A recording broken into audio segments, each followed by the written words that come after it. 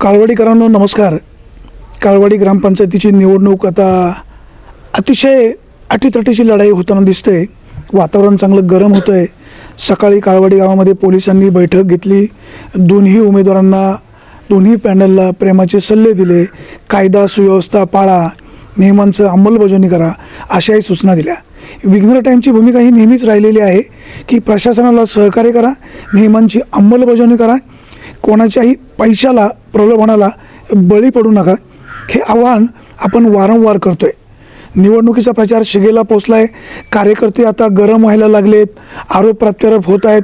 कोण सज्जन, कोण कसा, कोण काय, कोण कशाच्या नावाने मतं मागतंय, कोण म्हणतंय या गावचे विद्यमान म्हणजे माजी उपसरपंचांचं काम खूप चांगलं होतं, किंवा कोण काय म्हणतं ते कोण कुठे गेले होते. हे अनेक प्रश्न चर्चा होत असतात. आपल्यासोबत पुन्हा एक सुशिक्षित युवक आहे. त्यांचं नाव आहे संकेत वामन. हे संकेत वामन त्यांच्यासोबत होते. त्यांच्यामध्ये परिवर्तन झालं. ते आता या परिवर्तन पॅनलबरोबर आहे. बहुधा त्यांचा मनोज वामन यांना पाठिंबा आहे अशी माझी माहिती आहे. आता पाहूया ते काय म्हणत आहेत. वामनजी, आता निवडणूक होते, प्रचार जोरात सुरू आहे, खूप आरोप होत आहेत. संध्याकाळी कार्यकर्त्यांमध्ये गरमागरम पाहायला मिळते. पोलीस गावामध्ये येत आहेत. पोलीस दोघांनाही समजून सांगत आहेत कायदा मोडू नका अशा प्रकारची सूचना पोलिसांना गावात येऊन सांगावी लागते. हे कशाचं लक्षण? सर, दोन्ही बाजूने जर आपण पाहिलं तर मोठ्या प्रमाणामध्ये आता निवडणुकीचा रंग खऱ्या अर्थाने भरायला सुरुवात झालेली आहे. आणि याच्यामध्ये जर पाहिलं तर अनेक असंसदीय शब्द देखील याच्यामध्ये वापरण्यात येतात. आणि विशेष करून जर बारकाईनं जर याचं एक ऑब्झर्वेशन जर केलं तर मोठ्या प्रमाणामध्ये ही जी लहान मुलं या निवडणुकीच्या प्रचारामध्ये उतरवलेली आहेत, नवे नवे त्यांना कुठल्या तरी माध्यमातून त्या ठिकाणी ओढलं गेलेलं आहे. ही लहान मुलं प्रगल्भ नाही आहेत आणि त्यांना मतदानाचा अधिकार देखील नाही आहे. आणि हा मतदानाचा अधिकार नसताना मग अशी वक्तव्य या लहान मुलांकडून किंवा जे 18च्या वयोगटाच्या आतमधली आहेत त्यांच्याकडून ही वक्तव्य केली जातात. आणि याला कुठंतरी दोन्ही बाजूच्या वरिष्ठ मंडळींनी किंवा ज्येष्ठांनी त्या ठिकाणी पायबंद घालणं गरजेचं आहे. कारण या गावाला एक मोठी वैचारिक परंपरा लाभलेली आहे. गावाची जी वैचारिक बैठक आहे ही देखील मोठी आहे. आणि म्हणून ही बैठक किंवा सातत्यानं राहील यासाठी आपण प्रयत्न करणं गरजेचं आहे. तुम्ही आता म्हणाले तरुणांना बिघडवायचं काम होतं आहे. तरुणांना कोण बिघडवतं आहे? म्हणजे सत्ताधारी मंडळी की मनोज वामन यांचं जे पॅनल आहे त्यांचे कार्यकर्ते? नाही, तरुणांना बिघडवण्याचं काम असं मला म्हणायचं नाही. त्यामध्ये मी एकच मुद्दा प्रकर्षानं आपल्या निदर्शनास आणून देतो की आजही आळेफाटा पोलीस स्टेशनचे वरिष्ठ पोलीस निरीक्षक ज्यावेळेस या ठिकाणी आलेले होते त्यांनी देखील हा मुद्दा मांडलेला होता की ज्यांना मतदानाचा अधिकार नाही, ज्या व्यक्ती त्या ठिकाणी 18 वर्षाच्या म्हणजे संज्ञान नाही आहेत, त्या व्यक्तींनी याच्यामध्ये पडू नये. आणि आज मोठ्या प्रमाणामध्ये या वयोगटातील मुलं ही याच्यामध्ये पडल्यामुळं त्या ठिकाणी त्यांना त्या वयामध्ये एक ते वयच वेगळं असतं. आणि म्हणून कुठंतरी एक वेगळा शब्द जातो, अविधायक त्या ठिकाणी शब्द, असंसदीय शब्दांचा वापर होतो. वडीलधारा, ज्येष्ठ याचा त्या ठिकाणी मान धरला जात नाही.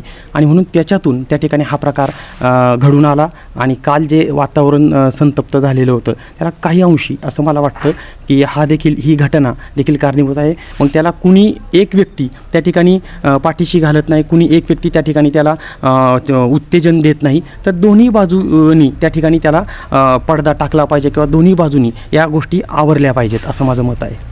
सत्ताधारी मंडळीकडनं भावनिक राजकारण केलं जातं. कोणाचं तरी नाव सांगून मागच्या आठवणी उजाळा दिला जातो. ते खूप असे होते, हे खूप असे होते. अशा प्रकारचे भूलभुलैया करणं याच्यामुळे मतांचं रूपांतर त्यांच्या बाजूने होऊ शकतं. माझं स्पष्ट मत असं आहे साहेब की यामध्ये की ठीक आहे, तत्कालीन जे काय गाव कारभारी होते, गाव चालवत होते ज्या व्यक्ती, त्या व्यक्तींबद्दल आजही आमच्या मनामध्ये नितांत आदर आहे. मी कोणाचं नाव नाही घेतलं. नाही, बरोबर, मी पण कोणाचं नाव उल्लेख केलेला नाही आहे. तत्कालीन त्या काळामध्ये त्यांनी जो गाव कारभार चालवला त्यांच्याबद्दल सगळ्यांच्या मनामध्ये आदर आहे. अगदी आमच्या मनामध्ये देखील आदर आहे. परंतु हा गाव कारभार चालवत असताना आम्ही किती दिवस मग तेच गोंडस शब्द वापरले जातात. वसा, वारसा, स्वप्न पूर्ण करायची, अशा प्रकारची प्रचारकी झालर त्या बोलण्याला लावली जाते. आणि कुठंतरी लोकांची सहानुभूती मिळवण्याचा प्रयत्न या माध्यमातून मला होताना दिसतो.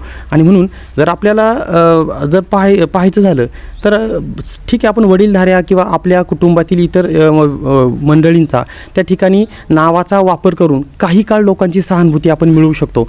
परंतु तुम्हाला जर नेतृत्व सिद्ध करायचं असेल तर त्या ठिकाणी कर्तृत्वाचं नाणं हे खणखणीत वाजवावंच लागेल.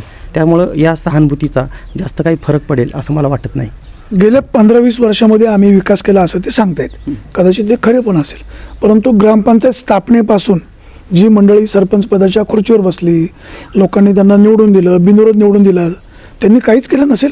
मग यांनीच फक्त गावाचा विकास केला हे म्हणणं देखील जरा चुकीचंच ठरेल की आम्ही जे काय माझं म्हणणं चुकीचं ठरेल. नाही, म्हणजे जे समोरून विरोधकाकडून आरोप केला जातो किंवा सत्ताधारी व्यक्तींकडून आरोप केला जातो की जे काय आम्ही केलं, साहेब त्या काळामध्ये त्या योजना किंवा त्या स्कीम आलेल्या होत्या. आपण आणखी पाठीमागे गेलो, पंचायत राज व्यवस्था जशी बलवंतराय मेहता समिती ज्यावेळेस आपल्याकडे आली आणि त्या पंचायत राज समितीचे ते 3 स्तर आले आणि त्याच्यानंतरच्या काळामध्ये ग्रामीण विकास हा जो अजेंडा प्रत्येक सरकारनं आपल्या केंद्रस्थानी ठेवलेला होता. आणि मग त्यानंतरच्या काळामध्ये जशा योजना येत गेल्या त्या योजना राबवण्याचं काम त्या सत्ताधाऱ्यांनी केलेलं होतं आणि ते प्रभावीपणे राबवण्याचं काम थोड्याफार फरकानं झालं असेल. मग जुन्या मंडळींनी काम केलं नाही असं होणार नाही. जुन्या काळामध्ये देखील या गावाची ओळख एक आदर्श शेती करणारं गाव किंवा तुम्ही जर आणखी पलीकडे गेलात तर गावाच्या जडणघडणीमध्ये जी जुनी जाणती मंडळी होती यांचा देखील मोठ्या प्रमाणामध्ये सहभाग होता. या गावाचा स्वातंत्र्य संग्रामामध्ये देखील मोठा सहभाग झालेला आहे. धार्मिक कार्यक्रमामध्ये या गावानं भाग घेतला आहे, आध्यात्मिक कार्यक्रमामध्ये भाग घेतला आहे. मग जर आम्ही असं एका बाजूला म्हणत असू की जो काही विकास केला की जी काही विकास कामं झाली ती आम्हीच केली ना आमच्याच काळात झाली, तर त्या जुन्या जाणत्या ज्येष्ठ नागरिकांचा किंवा ज्या आबालवृद्धांचा तत्कालीन गाव कारभाऱ्यांचा हा कुठंतरी अवमान ठरेल. आणि म्हणून त्यांना देखील हा अवमान किंवा त्यांच्या कुटुंबियांना देखील हा अवमान या निमित्तानं सहन होणार नाही. त्याही व्यक्तींनी कामं केलेली होती आणि या काळामध्ये यांनी देखील त्या ठिकाणी विकासाचं चित्र उभं करण्याचा प्रयत्न केला असेल. तुम्ही जे म्हणालात की विकास झाला नाही का, साहेब आज अशी अवस्था झाली की विकासाचा आभासी चित्र या गावामध्ये निर्माण केलेले आहे. तुम्ही गावाचा दर्शनी भाग जर पाहिला तर त्या ठिकाणी तुम्हाला रंगरंगोटी करून त्या ठिकाणी विकास दिसतो. आमचं गाव निर्मल ग्राम अभियानामध्ये सहभागी झालेलं होतं. मग एखाद्या अभियानामध्ये ज्यावेळेस आम्ही भाग घेतो फक्त अभियानाच्या कार्यकाळातच गाव निर्मल ठेवायचं का, गावामध्ये त्याच काळामध्ये स्वच्छता ठेवायची का? मग आज जर पाहिलं तर गावात प्रवेश करतानाच त्या ठिकाणी मोठा कचऱ्याचा ढीग लागलेला आहे. आणखी एका वस्तीकडे जाताना त्या ठिकाणी कचऱ्याचा ढीग लागलेला आहे. म्हणून तुम्ही त्यांच्यापासून दूर झाले? नाही, अजिबात नाही. मला आपल्याला आवर्जून जबाबदारीचं पूर्ण भान ठेवून सांगायचं आहे की मागच्या पंचवार्षिकमध्ये मी देखील सत्ताधाऱ्यांच्या खांद्याला खांदा लावून काम केलेलं आहे. मी देखील त्यांच्याबरोबर विकास कामामध्ये माझ्या परीनं माझ्या पात्रतेप्रमाणे मी त्या ठिकाणी सहभाग नोंदवला आहे. साहेब मी स्वतः उच्च शिक्षित तरुण आहे. कुठं बिघडलं? याच वेळेत तीच घटना मी आपल्याला सांगतो की या काळामध्ये माझ्या निदर्शनास एक गोष्ट आलेली होती की गेले 20 वर्ष एकाच कुटुंबाच्या हातामध्ये सत्ता होती. त्याच्यानंतर दुसऱ्या कुटुंबाकडे 10 वर्ष सत्ता गेली आणि मग समोरून जर असं म्हटलं जातं की बा ही घराणेशाही नाही, मग ही घराणेशाही नाही तर हा सत्ता पिपासुपानाच आहे. आणि मग हे होत असताना तुमच्या प्रश्नाला मी उत्तर देतो की हे एका बाजूला होत असताना की आपल्या घरामध्ये पद ठेवायचं, सत्ता ठेवायची, प्रतिष्ठा ठेवायची आणि या पदाचा दुरुपयोग करत असताना आपल्याच कुटुंबामध्ये ठेकेदारीच्या माध्यमातून कामं द्यायची, ठेकेदारीच्या माध्यमातून आर्थिक मलिदा लाटायचा, असे प्रकार मागच्या काळामध्ये झाले. आणि माझ्यासारख्या एका विवेकी विचार करणारा किंवा एक उदारमतवादी विचार करणाऱ्या तरुणाला हे कुठंतरी खटकलं की बाबा एका बाजूला सत्ता आहे आपल्याच घरात ठेवायची, या सत्तेच्या माध्यमातली जी फळं आहेत ती देखील आपल्याच माध्यमातून त्या ठिकाणी म्हणजे नातेवाईकांच्या पलीकडे सत्तेची फळं कधी गेलीच नाही या गावामध्ये, हे मला जाणवलं. आणि म्हणून मागच्या वेळेस ज्यांच्या खांदा लावून काम केलं आता त्यांच्या विरोधामध्ये काम करत असताना मला खऱ्या अर्थानं एका बाजूला दुःख होतं, वेदना देखील होतात. म्हणजे साहेब मी आपल्याला अतिशोक्ती नाही परंतु मी पूर्ण जबाबदारीचं भान ठेवून सांगतो की मागच्या काही वर्षामध्ये आमच्या गावची ग्रामपंचायत ही रॉयल कन्स्ट्रक्शन संचलित प्रायव्हेट अँड लिमिटेड कंपनी झाली की काय अशी शंका माझ्यासारख्या अनेक तरुणांच्या मनामध्ये आली. काही तरुण त्या ठिकाणी अभिव्यक्त झाले परंतु काही तरुण त्या ठिकाणी अभिव्यक्त झाले नाही, हाच इतका फरक. आणि म्हणून की त्या गटापासून किंवा त्या विचारांच्या एका लोकांपासून मी आज बाजूला होऊन परिवर्तनाच्या बाजूला मी देखील आज आलेलो आहे आणि मला पूर्ण विश्वास आहे की परिवर्तन झाल्याशिवाय या ठिकाणी राहणार नाही. तुषार वामन किंवा बाबाजी वामन हे जर 2 उमेदवार नसते तर कदाचित तुम्ही त्यांच्यासोबत असता? साहेब सोबत असतो किंवा नसतो हा भाग नाही आहे की ते अनेक तुम्ही घराणेशाहीचा आरोप केला. सरपंच बाईंचे मिस्टर बाबाजी वामन तुमचे विद्यमान आता जे सरपंच पदासाठी निवडणुकीला जे उभे आहेत तुषार वामन त्यांचे वडील या अगोदर सत्तेवर होते. मग आता ही घराणेशाहीचा तुमचा आरोप आहे. जर हे दोघं थांबले असते म्हणजे बाबाजी वामन आणि तुषार वामन, तर तुमची भूमिका काय राहिली असते? या बाबतीमध्ये देखील साहेब मला एक गोष्ट नमूद करायची, मी या प्रश्नाचं उत्तर तर देतोच, परंतु ह्या दोन व्यक्तींनी थांबणं न थांबणं हा भाग नाही. शेवटी लोकशाहीनं त्यांना घराणेशाही आरोप झाला नसता ना. हो बरोबर. एका घरामध्ये 20 वर्ष सत्ता आहे, दुसरीकडे 10 वर्ष सत्ता आहे. हे एक उदाहरण सांगितलं मी, प्रातिनिधिक उदाहरण सांगितलं की या उदाहरणामुळं जास्त प्रमाणामध्ये मला हे उदाहरण कुठंतरी लागलं किंवा या बाबीवर मी विचार केला आणि म्हणून मी त्या ठिकाणी लेफ्ट झालो, त्या ठिकाणाहून मी अलिप्त होणं पसंत केलं. परंतु यासारखी अनेक कारणं गेल्या काळामध्ये मी सत्ताधारी गटाच्या सोबत काम करत असताना ती देखील मला त्या ठिकाणी खटकलेली होती. उदाहरणार्थ यापूर्वी बोलताना देखील आपल्या अनेक बाईटमध्ये त्या ठिकाणी बोरडपाईंसारखी वस्ती आहे, ही या गावचा अविभाज्य भाग आहे साहेब. आणि या महाराष्ट्रामध्ये अनेक ग्रामपंचायत, तालुक्यामध्ये 184 ग्रामपंचायती आहे, परंतु एकाही ग्रामपंचायतीनं हा भाग एखाद्या गावाला दिल्यासारखा, गिफ्ट दिल्यासारखं केलं नाही. काही महसुली अडचणी होत्या, महसुली तांत्रिक अडचणी राहिल्या, परंतु या बाबतीमध्ये देखील भूमिका ही अनेक लोकांना पटली नाही. साहेब गावाचा पूर्वपट्टा जर तुम्ही पाहिला, विकासाचं मी सुरुवातीलाच सांगितलं की एक आभासी चित्र निर्माण केलं जातं आणि हा आभासी विकास पुन्हा पुन्हा पुन्हा आम्हाला सांगितला जातो. आणि मग विकास म्हणजे काय? एक माणूस जर त्या ठिकाणी 100 पावलं चालला म्हणजे हा विकास नाही, तर 100 माणसं मिळून ज्यावेळेस एक पाऊल चालतील त्यावेळेस हा विकास आहे. सर्वसमावेशक विकास या गावामध्ये झाला नाही साहेब. पूर्व पट्ट्यामध्ये जर तुम्ही गेले, या गावाच्या पूर्व भागामध्ये त्या ठिकाणी रस्त्यांची वानवा आहे. लहान मुलं असतील, शाळकरी मुलं विशेष करून, महिला आहेत, ज्येष्ठ नागरिक आहेत, त्या ठिकाणी त्या व्यक्तींना फार मोठ्या प्रमाणामध्ये त्रास होत होता. आणि मग त्या ठिकाणी रस्ता नाही, बेसिक इन्फ्रास्ट्रक्चर पोहोचवण्यात आम्ही अपयशी झालो आहे. मग आम्ही विकासाच्या काय गप्पा मारतोय? आणि मग आता जर तुम्ही अलीकडच्या काळामध्ये पाहिलं असेल की निवडणुकीच्या तोंडावर कुठंतरी मलमपट्टी करायची म्हणून हे रस्त्यांची कामं त्या ठिकाणी सुरू झाली असा माझा ठाम आरोप आहे. कारण पावसाळ्यामध्ये जर पाहिलं तर त्या ठिकाणी गुळगुळीत रस्त्यांवरून लोकांनी प्रवास केला, गाळाच्या रस्त्यांवरून प्रवास केला. एक पाय गाळात टाकायचा, दुसरा पाय काढायचा, त्या ठिकाणी शेतमालाच्या गाड्या जात नव्हत्या. अशा रस्त्यांवरून आम्ही प्रवास केलेली मंडळी आहेत. आणि मग आत्ताच त्या ठिकाणी पावसाळा येऊन गेला आहे, पावसाळा पुढे नाही आहे. मग ही विकास कामं तुम्हाला आत्ताच का सुचतात? 5 वर्षामध्ये तुम्ही का केली नाही? इतरही अनेक प्रश्न आहेत. स्ट्रीट लाईट, आत्ताच अलीकडच्या काळामध्ये स्ट्रीट लाईट आम्हाला बसवण्यात आली. दुसरे ज्येष्ठ नागरिकांच्या संदर्भातले प्रश्न आहेत. असे अनेक प्रश्न आहेत साहेब. आणि म्हणून या सगळ्यावर त्या ठिकाणी एक कुठंतरी ठाम वैचारिक मत माझं बनलं. आणि या ठिकाणी मी या मनोज वामन पुरस्कृत जे काही कालिका माता परिवर्तन पॅनल आहे याला त्या ठिकाणी साथ दिली. आणि दुसरा मुद्दा मला यामध्ये सांगायचा आहे की काल मी कुठल्याही पक्षाचा साहेब कार्यकर्ता नाही, सक्रिय कार्यकर्ता नाही आहे. मी ना ठेकेदार आहे, मी 1 रुपयाचं काम या गावामध्ये केलं नाही. येणाऱ्या भविष्यामध्ये मला कोणतीच निवडणूक लढवायची नाही, कोणतंच सत्तापद उपभोगायचं नाही. काल मला त्यावेळेस जर ठराविक सत्ता गटासोबत काम केलं असेल, ठराविक व्यक्तींसोबत काम केलं असेल, कदाचित ती भूमिका योग्य असेल. आज मनोजसोबत जर काम करत असताना मनोजची भूमिका योग्य वाटली. येणाऱ्या काळामध्ये मनोज जर कुठं चुकत असेल, त्याचं जर कुठं चुकलं तर निश्चितपणानं त्याला देखील विरोध करेल आणि त्याच्याही आपोज भूमिका घेण्याचं धारिष्ट्य मी येणाऱ्या काळामध्ये दाखवेल. तुम्ही मनोजच्या प्रेमात कसे पडला? साहेब या गावामध्ये जर आपण पाहिलं की 2 गट आहेत, म्हणजे गट म्हणण्यापेक्षा 2 विचार आहेत. आणि हे जे विचार आहेत, मग एक गट किंवा एक विचार त्या ठिकाणी चुकीच्या पद्धतीनं जातोय, चुकीच्या गोष्टींना पाठीशी घालतोय.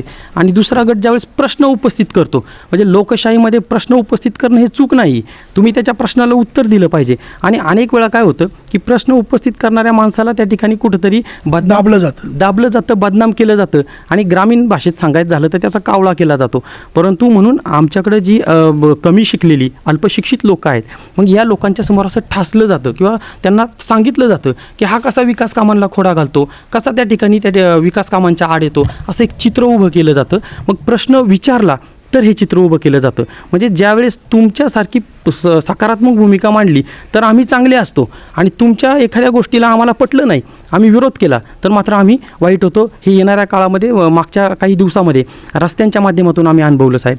आणि मग या ठिकाणी अनेक जी मलमपट्टी करण्याचं मी सांगितलं की काम चालू होतं, या ठिकाणी कुठली वर्क ऑर्डर नव्हती, प्लॅन इस्टिमेट नव्हतं, आणि रस्त्यांची कामं चालू झाली. आणि मग ही कामं होत असताना अनेक व्यक्तींनी, मग मनोजसारखे अनेक होतकरू तरुण असतील साहेब, यांनी प्रश्न विचारला की तुम्ही हे काम करताय त्याला निधी कोणाचा आहे? आम्ही या ठिकाणी सजग नागरिक म्हणून आमचा अधिकार आहे लोकशाहीमध्ये विचारायचा. एखाद्या रस्त्याचं काम करत असताना प्लॅन इस्टिमेट समजा खाली कितीचा खडी असावी, किती MM ची खडी, त्याच्यावर कितीचा लेअर असावा. आता समोरच्या प्रतिस्पर्धी उमेदवारा इतकं जरी आम्हाला नॉलेज नसेल तरी जी काही आम्हाला त्रोटक माहिती आहे त्यानुसार मी सांगतो की हे प्लॅन इस्टिमेटमध्ये प्राथमिक प्रश्न तर विचारू शकतो. मग हेच प्रश्न त्या ठिकाणी उपस्थित केल्यानंतर या मंडळींकडं कुठलंही उत्तर नव्हतं, विधायक उत्तर नव्हतं आणि त्या माध्यमातून मग त्यांची बदनामी करण्याचं काम चालू झालं. या गोष्टी अनेक गोष्टी साहेब खटकत गेल्या. अशा अनेक मुद्दे मी आपल्याला सांगू शकतो. त्यातला हा एक प्रकर्षानं जाणवलेला अलीकडच्या काळामधला हा एक मुद्दा होता. तुषार वामन एक ठेकेदार आहे. त्यांनी तालुक्यात रस्त्यांची कामं, बिल्डिंगची कामं, दवाखान्याची कामं किंवा स्मशानभूमीची कामं किंवा इतर जी काही शवदाहिनींची कामं जी केलीत ती सगळ्यांच्या समोर आहे. आपण असं म्हणणार नाही कुठलं काम वाईट झालं, पण एक ठेकेदार सरपंचपदाची निवडणूक लढू शकत नाही मी असं म्हणणार नाही. परंतु निवडणूक लढवण्यासाठी त्यांनी घाई केली असं वाटतंय. साहेब नक्कीच यामध्ये मी देखील आपल्या मताशी पूर्ण सहमत आहे की आपण सांगितलं की त्यांनी या ठिकाणी कामं केलेली आहेत किंवा आम्हाला हा जो सरपंच लोकप्रतिनिधी म्हणजे ग्रामपंचायत हा स्थानिक पंचायत राज व्यवस्थेतला ग्रामीण घटकाशी नाळ जोडलेला एक संस्था आहे आणि या संस्थेवर आम्हाला कुठला ठेकेदार बसवायचा नाही. आम्हाला त्या ठिकाणी आर्थिक त्या ठिकाणी मलिदा मिळवण्यासाठी एखादी व्यक्ती त्या पदावर जात असेल अशी व्यक्ती आम्हाला नको आहे. सर्वसामान्यांच्या मुशीतून तयार झालेलं जे नेतृत्व आहे म्हणजे उद्याचं जे नेतृत्व आहे, आज उद्या जे नेतृत्व जन्माला येते हे प्रस्थापितांच्या बंगल्यावरून नको आहे, ते विस्थापितांच्या बांधावरून जन्माला येणार नेतृत्व हवं आहे आणि मनोज वामन हे त्याला 100% पात्र ठरणार किंवा त्याला पुरून उरणारं नेतृत्व आहे. हा एक भाग. दुसरा विषय असा तुम्ही सांगितलं की त्यांनी शवदाहिनींची कामं केली. साहेब या गावामध्ये काम निघत असताना कुठल्या प्रकारची निविदा काढली असेल तर ती ऐकण्यात नाही, ती सार्वजनिक ठिकाणी पब्लिश केली नाही. मग एक कंपनीला त्या ठिकाणी कामं दिली जातात. मग पेविंग ब्लॉकचं कामही एकाच कंपनीला दिलं जातं. गावातलं अंतर्गत रस्त्यांचं सुशोभीकरण असेल, स्मशानभूमीचं सुशोभीकरण असेल, दलित वस्तीमधली भिंत असेल, अंतर्गत काही रस्ते असतील, शाळेची कामं असतील, ही एकाच व्यक्तीला आपण का देतो आणि त्या व्यक्तीकडून देखील काही प्रमाणामध्ये 1-2 कामांमध्ये किंवा काही कामांमध्ये निकृष्ट दर्जाची कामं झाली तरी देखील पुन्हा त्याच व्यक्तीला आम्ही कामं देतो. आणि तुम्ही म्हटले की त्यांनी इतर ठिकाणी कामं केली. साहेब आपण आजूबाजूच्या गावामध्ये फिरता, तालुक्यामध्ये आपला दांडगा जनसंपर्क आहे. तुम्ही आजूबाजूच्या गावामध्ये एक कानुसा घ्या. या व्यक्तीनं काम जी केली ठेकेदारीच्या माध्यमातून यांची मोडस ऑपरेंटी काय आहे, कशा प्रकारची कामं केलेली आहेत आणि त्या ठिकाणी तुम्ही कानुसा घेतल्यानंतर आपल्याला निश्चितपणानं आपल्याला एक सकारात्मक असं उत्तर मिळेल की कशा पद्धतीनं यांनी कामं केलेली आहे. अशीच कामं या ठिकाणी झाली आणि म्हणजे होतं आहे काय की सत्तेतून पैसा, पैशातून सत्ता अशा प्रकारचं एक समीकरण घट्ट झालं आणि म्हणून ग्रामपंचायतसारखी संस्था अशा व्यक्तींना किंवा या व्यक्तींना जर हवी असेल तर त्याला आमचा नक्की विरोध असेल. आम्हाला मी पुन्हा एकदा सांगतो की त्या पदावर त्या खुर्चीवर बसणारा व्यक्ती हा ठेकेदार नको तर सर्वसामान्य आणि सर्वसामान्यांशी नाळ जोडलेला एक उत्कृष्ट नेतृत्व हे आम्हाला हवं आहे की ज्यानं तळागाळामध्ये पूर्वी काम केले की 3.5 महिन्यांपूर्वी एखादी व्यक्ती गावामध्ये येते, 3.5 महिन्याच्या आधी त्यांचा गावामध्ये संबंध नव्हता, एकाएकी ते गावात येतात, वसा वारसा याच्या गोष्टी करतात आणि 15 वर्षापासून एक नेतृत्व अडखळत कुठलाही सामाजिक राजकीय वारसा नाही, कुणी गॉडफादर नाही साहेब ज्यांच्या मागे, ती व्यक्ती त्या ठिकाणी उभी राहते. म्हणजे 15 वर्षाचा संघर्ष एका बाजूला आणि 3.5 महिन्याचं त्या ठिकाणी नेतृत्व, जन्माला आलेलं नेतृत्व आज दुसऱ्या बाजूला. याच्यामध्ये तुलना जर करायची झाली निश्चितपणानं आम्ही त्या ठिकाणी या 15 वर्षाच्या एक अनुभवी किंवा एक सक्षम उमेदवाराच्या पाठीमागे जाणं पसंत करू. मनोज वामन ज्यावेळेस प्रचार करतो त्यावेळेस जे काही ज्येष्ठ भेटतात, काही बुजुर्ग महिला भेटतात, ते असं म्हणताना मी स्वतः पाहिलेलं आहे की मनोज काळजी करू नको, यावेळेस तू सरपंच होईल. हे ज्यावेळेस आम्ही ऐकतो त्या लोकांच्या भावना पाहतो त्यावेळेस आम्हाला एक वेगळं चित्र वाटतं. तुम्हाला काय वाटतं? नक्कीच सर. ज्या वेळेस आता मी देखील त्यांच्यासोबत सक्रियपणे सहभागी झालेलो आहे, लोकांचं मत बदललेलं आहे, लोकांचा मूड बदललेला आहे आणि बदलाकडं लोकांचं आता मत आहे आणि लोकांची जी भावना आहे, एखादी निवडणूक ज्यावेळेस जनता हातात घेते आणि त्यातल्या त्यात सर्वसामान्य जनता ज्यावेळेस एखादी निवडणूक हातात घेते त्यावेळेस विजय हा ठरलेला असतो. आणि मनोज भाऊ वामन यांच्याबद्दल सर्वसामान्य लोक असतील की जे राजकारणाशी ज्यांचा संबंध नाही, जी व्यक्ती आपला रोजीरोटी, शेती किंवा इतर जे काही चरितार्थासाठीचे व्यवसाय असतील याच्यामध्ये आहेत, या व्यक्तींनी देखील अगदी घरातल्या वडीलधाऱ्या व्यक्तीप्रमाणे जवळ घेऊन या मनोज भाऊंना आशीर्वाद दिला म्हणा, शुभेच्छा दिल्या म्हणा किंवा त्यांना सांगितलं की निश्चितपणानं तुझा संघर्ष आम्ही पाहतोय आणि या काळामध्ये, येणाऱ्या काळामध्ये तुला निश्चितपणे संधी दिली पाहिजे. कारण यापूर्वी डावललं गेल्याची उदाहरणं त्यांनी पाहिलेली आहेत. कारण मतदार देखील याच गावातला आहे साहेब, मतदार काय बाहेरचा नाही. सगळं जे काही घडलं, ज्या काही बाबी आहेत त्या देखील मतदाराच्या समोर झाल्या. म्हणून अनेक ज्येष्ठ नागरिक आबालवृद्ध आहेत, या व्यक्ती त्या ठिकाणी मनोज भाऊला अशा प्रकारचे आशीर्वाद देतात. मी आपल्याला उदाहरणादाखल एक सांगतो की एका ठिकाणी आम्ही प्रचाराच्या निमित्तानं गेलेलो होतो. सदरच्या कुटुंबामध्ये एक बुजुर्ग महिला होती साहेब आणि या महिलेला अक्षरशः डोळ्यामध्ये पाणी आलं. त्यांनी ओवाळलं, साखर दिली आणि आतमध्ये घरामध्ये गेल्या आणि 2-2.5 हजार रुपये काही खिशामध्ये आणले, हातामध्ये आणले आणि मनोज भाऊंच्या हातामध्ये ठेवले. ही माझ्याकडून म्हटली तुला निवडणूक लढवण्यासाठी माझी फुलना फुलाची पाकळी. ही भावना लोकांची होती आज. ही का होते? तर लोकांनी देखील आता कुठंतरी आपलं मत बनवलं आहे. आणि मी सांगितलं की लोकांनी एखादी निवडणूक हातात घेतल्यानंतर किती मोठं नेतृत्व किंवा किती मोठा पुढारी उतरला, काही आमिष किंवा प्रलोभनं दाखवली, आता जनता त्याला बळी पाडणार नाही. जनता निश्चितपणानं येणाऱ्या 18 तारखेला मतपेटीच्या माध्यमातून उत्तर देईल. हा पूर्ण विश्वास नव्हे तो आशावाद हा मला वाटतो. तुषार वामन यांना घरातून बाळकडू मिळालं, म्हणजे त्यांचे वडील स्वर्गीय शरद वामन यांनी जे काही गावासाठी केलं असेल ते तुम्हाला माझ्यापेक्षा जास्त माहिती. तो एक वसा वारसा आहे. दुसरी गोष्ट, त्यांना प्रशासनाचं नॉलेज आहे. ठेके कसे मिळवायचे, जिल्हा परिषदनं फंड कसे आणायचे, लोकप्रतिनिधीकडून निधी कसा मिळवायचा, अशा प्रकारचा अनुभव आहे असं त्यांचे समर्थक सांगतायत. कदाचित हे खरं पण असेल. तुम्हाला काय वाटतं? साहेब हे पहा, त्यांना अनुभव आहे, मी मान्य करेल, कारण ते एक ठेकेदार आहेत. आणि एखाद्या ठेकेदाराला असा अनुभव असण्यात गैर काय? तुम्ही पत्रकारिता करता, पत्रकारितेतला आपल्याला देखील दांडगा अनुभव आहे आणि ते आपलं एक स्किल आहे. मग त्यामध्ये नवल काही नाही. परंतु जर आपण पाहिलं, या गावामध्ये अनेक नेतृत्व, अनेक जुनी जाणती माणसं आमच्या गावामध्ये सरपंच झाली, या गावची धुरा त्यांनी वाहिली. मग याच्यामध्ये पिंपळवंडी गाव ज्यावेळेस संयुक्त ग्रामपंचायत होती त्यावेळेस या गावातल्या काही व्यक्तींनी तिथं सरपंच पदाची भूमिका त्या ठिकाणी निभावली. महत्त्वाची शिक्षण संस्थेवरची पदं भूषवली किंवा सहकारी सोसायटी आहे यामध्ये देखील पायाभरणीमध्ये महत्त्वाचा भाग घेतला. ही नेतृत्वाला कुठला वसा वारसा नव्हता साहेब. गौरगरीब सर्वसामान्य शेतकरी कुटुंबातून जन्माला आलेली ही नेतृत्व होती. आणि आपण उल्लेख केला त्याप्रमाणे तत्कालीन जे गाव कारभारी होते यांना देखील कुठला प्रकारचा वसा वारसा होता, कुठल्या प्रकारचा अनुभव होता. आणि मग अनुभवातूनच त्या ठिकाणी आलेलं शहाणपण असं म्हणतात की मोठं असतं. परंतु जर व्यक्ती त्या ठिकाणी प्रामाणिकपणे काम करण्याची त्याची इच्छा असेल आणि तो निश्चितपणे त्या ठिकाणी काम करू शकेल आणि तो काम करेल यामध्ये तीळमात्रही शंका नाही. आणि म्हणून राज्याच्या बाबतीतमध्ये आपण पाहिलं की मला एक वाचनाची आवड आहे. माझ्या वाचनामध्ये अशा गोष्टी आलेल्या होत्या की राज्याच्या नेतृत्व ज्यांनी केलं, मग वसंतराव दादा पाटील असतील, विलासराव देशमुख असतील, अशी मंडळी ग्रामपंचायतसारख्या संस्थेतून पुढे गेलेली होती. कुठल्याही प्रकारचा वारसा या मंडळींना नव्हता. असं मग वारसा हवाच असं काही नाही. त्या ठिकाणी वारसा नसलेल्या व्यक्ती देखील उत्तम काम त्या ठिकाणी करू शकतात.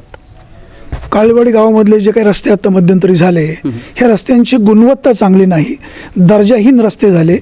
त्याची आम्हाला वर्क ऑर्डर द्या अशा प्रकारची लोकांनी मागणी केली. लोकांना त्याचा पुरवठा झाला नाही. नाराजी प्रचंड दिसते. इथं मागच्या बाजूला एक रस्ता आहे, त्या रस्त्यावर खडी पांगवलेली आहे. लोकांना पायी देखील चालता येत नाही. लोक अक्षरशः शिव्या घालतात. आता ते कोणाला घालतात ते मी तुम्हाला सांगू शकत नाही. लोकांची प्रचंड नाराजी आहे. हे कशामुळे घडतं? साहेब, रस्त्यांच्या कामाबद्दल जर पाहिलं तर कॅनॉल वस्तीवर जाणारा एक रस्ता आहे. हा एका ठराविक फंडातून वगैरे आला असेल, मला त्याबद्दल पूर्ण माहिती नाही. हा बनवला कोणी सगळ्या जनतेला माहिती आहे. त्या रस्त्यावर तुम्ही आज जर गेले तर बऱ्याच ठिकाणी तो निकृष्ट खचलेला आहे. हा रस्ताच नाही तर बरीचशा अशा ठिकाणी निकृष्ट कामं झालेली आहेत, हे मी मान्य करेन. सगळीच कामं निकृष्ट झाली नाही, एखादी कामं त्या ठिकाणी चांगलं पण केलेलं आहे.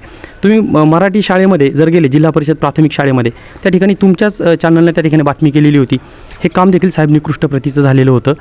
आणि मग हे काम कोणी घेतलं होतं? हे काम देखील रॉयल कन्स्ट्रक्शन नावाची जी कंपनी आहे या कंपनीने त्या ठिकाणी घेतलेलं होतं. आता ह्या कामाचा तुम्ही जे उल्लेख केला की हे रस्ते, साहेब पावसाळापूर्व कामाची जर डागडुजी झाली, पावसाळापूर्व रस्त्यांची डागडुजी झाली, आम्ही समजू शकतो. ग्रामपंचायतीसारख्या संस्थेकडं त्या परिसरातील नागरिकांनी अक्षरशः अनेक वेळा मुरुमाच्या ट्रॉलींसाठी मागणी केली. त्यांना त्या ठिकाणी मुरुमाची ट्रॉली देण्यात आली नाही. त्या भागातील शेतकरी जे आहेत साहेब, त्यांनी स्वतः पैसे वर्गणी जमा करून त्या ठिकाणी मुरुम टाकला. 22 वर्षाहून त्या रस्त्यावर निधी पडला नाही. आणि मग आता पावसाळा होऊन गेला आहे, पावसाळा नाही आहे तोंडावर, मग अचानक कामं का होतात? हा एक साधा आणि सिंपल प्रश्न आहे. परत दुसरा विषय असा की त्याच्याला वर्क ऑर्डर नाही आहे, त्या कामासाठी वर्क ऑर्डर नाही, प्लॅन इस्टिमेट नाही. मग एखादा प्लॅन इस्टिमेटनुसार जर काम होत असेल, मग आता प्लॅन इस्टिमेटच जर नाही तर आम्ही कशाच्या आधारे किंवा त्याचं स्ट्रक्चर काय असावं कामाचं, की त्याची विड्थ काय असावी, त्याला लेअर कितीचे असावे, हे आम्ही कसं चेक करायचं? आणि मग जर मागणी केली असेल तर त्यात गैर ते काय? आणि म्हणून ही कामं जी आहेत ती त्या ठिकाणी निकृष्ट प्रतीची होऊ नयेत अशी मागणी होती. निकृष्ट प्रतीची म्हणण्यापेक्षा त्या ठिकाणी चांगल्या पद्धतीचं काम करून घ्यावं ही मागणी होती. आणि कुठंतरी लोकांना प्रभावित करण्यासाठी, माझा तर स्पष्ट आरोप आहे, प्रभावित करण्यासाठी ही कामं किंवा ही मलमपट्टी जी चालली आहे रस्त्यांची ती आता सुरू आहे. तुमच्या गावच्या सरपंच होत्या अंजलीताई वामन. तुमच्या गावचे विद्यमान उपसरपंच कोण होतं माहीत नाही, परंतु त्या उपसरपंचांनी सुद्धा चांगलं काम केलं, लोकांना समुपदेशनाचं काम केलं, अशी माझी ऐकवातली माहिती आहे. वस्तुस्थिती काय? हे पहा साहेब, आता एखादी व्यक्ती त्या पदावर गेल्यानंतर त्यांना काम करण्याची संधी मिळाली, त्यांना वेळ मिळाला, त्यांनी त्यांच्या पद्धतीनं झोकून देण्याचं काम केलं. आता विद्यमान प्रतिनिधी तुम्ही ज्यांचा उल्लेख केला ते देखील याच प्रभागामधून निवडणूक लढलेले होते. अंजलीताई नाही, उपसरपंच जे होते, अच्छा, उपसरपंच कोण आहे? स्वप्नील वामन होते. तर ते देखील याच प्रभागामधून निवडणूक लढले होते. मी स्वतः देखील त्यांचा प्रचार केला होता. मी देखील त्यांना मतदान केलेला मतदार आहे. आणि मग त्यांना त्या ठिकाणी संधी मिळाली. त्यांनी काही अंशी त्या ठिकाणी चांगलं काम करण्याचा प्रयत्न केला. त्यांनी देखील मग जे काही पेविंग ब्लॉक असेल किंवा इतर माध्यमातून सुशोभीकरणाचं जे काम असेल त्यांनी देखील चांगलं काम केलेलं होतं. आणि मग जे इतर यानंतर जर आपण विचार केला, येणारी व्यक्ती देखील तशा पद्धतीचं काम करू शकते किंवा त्यांच्या कार्यकाळामध्ये त्यांना जसं जमलं, ज्या पद्धतीनं त्यांना सहभाग मिळाला, लोकांची जी काही पाठिंबा होता तो मिळाला, त्या सगळ्यांच्या जोरावर त्यांनी त्या ठिकाणी काम केलेलं होतं. आणि म्हणून संधी मिळाल्यानंतर माणूस त्या ठिकाणी काम करेल. संधीच जर आपल्याला आपण दिली नाही तर संधी न देताच एखाद्यावर प्रश्नचिन्ह करणं हे त्या ठिकाणी चुकीचं आहे. दोन्ही उमेदवार उच्च शिक्षित आहेत असं बोललं जातं, परंतु काही समोरच्या उमेदवारांनी प्रतिज्ञापत्रावर शिक्षण वेगळं लिहिलं आहे आणि फ्लेक्सवर वेगळं लिहिलं आहे. म्हणजे सुरुवातच अशा प्रकारे होत असेल आणि जर सरपंच पदाच्या खुर्चीवर बसले किंवा सदस्य पदाच्या खुर्चीवर बसले तर उद्या काय होईल? बरोबर आहे. मी देखील काही पॅम्पलेट वाचलेली होती आणि निवडणुकीच्या ज्या निवडणूक अर्ज आहे त्याच्यामध्ये एक प्रकारचं शिक्षणाचा उल्लेख केला होता आणि प्रत्यक्षामध्ये आपलं जे फ्लेक्स व इतर जी जाहिरात माध्यमं होती याच्यावर मात्र दुसऱ्याच प्रकारचं शिक्षण टाकलं. म्हणजे असं का टाकलं, काय त्यामागचं कारण? तुम्ही कोणाचं म्हणताय? विद्यमान जे आता सरपंच पदाची इलेक्शन जे लढवत आहेत प्रतिस्पर्धी यांच्या बाबतीमध्ये मी बोलतोय. त्यांनी अर्जामध्ये एक शिक्षण नमूद केले आणि त्या ठिकाणी फ्लेक्सवर एक शिक्षण नमूद केले. मग असं करण्यामागचा त्यांचा हेतू काय असेल, कदाचित तोच त्यांना जास्त प्रकारे त्याचं उत्तर ते देऊ शकतील. लोकांनी मनोज वामनला का स्वीकारावं आणि समोरच्यांना का नाकारावं? समोरच्यांना नाकारावं असं मी म्हणणार नाही साहेब, परंतु मी ज्या विचारांशी बांधील आहे, ज्या व्यक्तीसोबत मी आज जनतेकडं मनोजला स्वीकारावं तुम्ही असं आवाहन करणार? मनोजला काय? मनोजला स्वीकारावं असं आवाहन करणार ना? नक्कीच. म्हणजे समोरच्यांना नाकारावंच लागणार ना? हो, अगदी.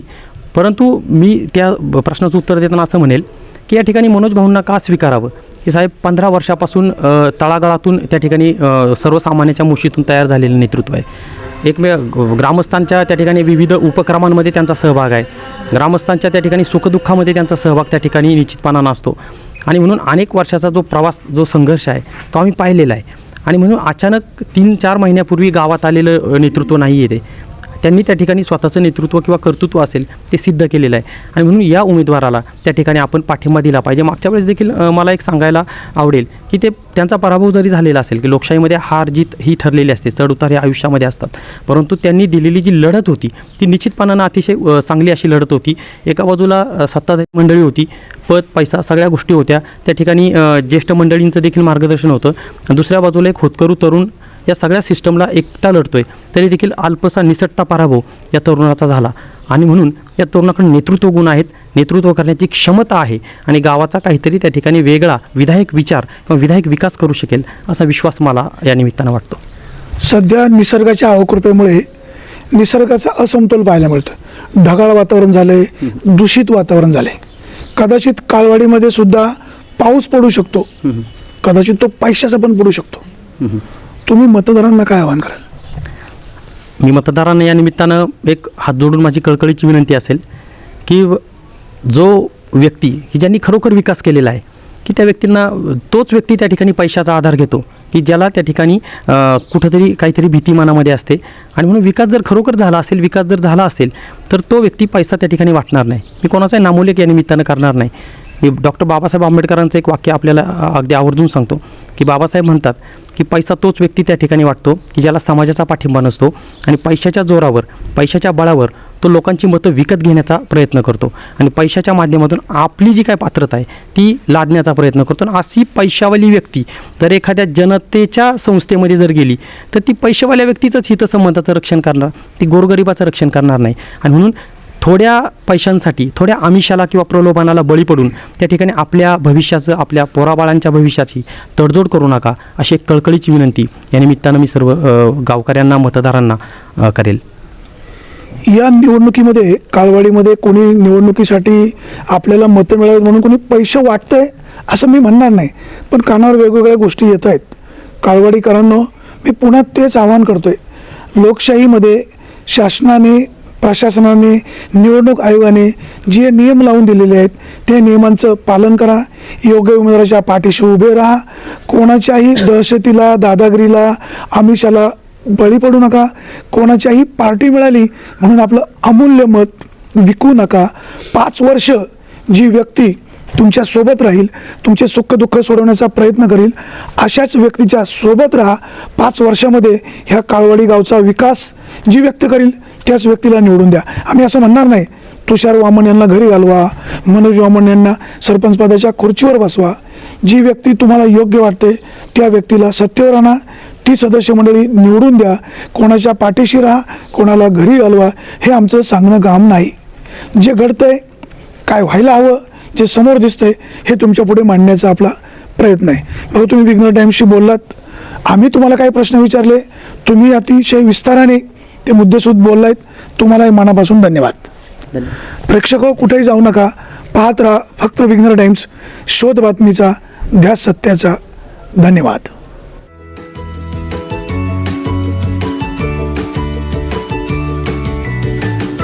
बातम्या शेतीच्या, बातम्या मातीच्या, बातम्या अन्यायाच्या, गुन्हेगारीच्या,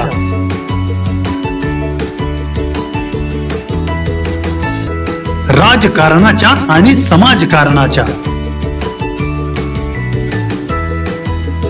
शोषणाविरुद्ध बुलंद आवाज, जनसामान्यांच्या हुंकाराची गाज, सत्कार्याला प्रोत्साहन, दुष्कृत्याला अनुशासन, निर्भीड, निस्पृह, सडेतोड, बेधडक आणि रोखठोक म्हणजेच विघ्नहर टाइम्स, शोध बातमीचा, ध्यास सत्याचा. आपलं चॅनल, आपली बातमी. सबस्क्राईब तर कराच, पण बेल आयकॉनवर क्लिक करायलाही विसरू नका.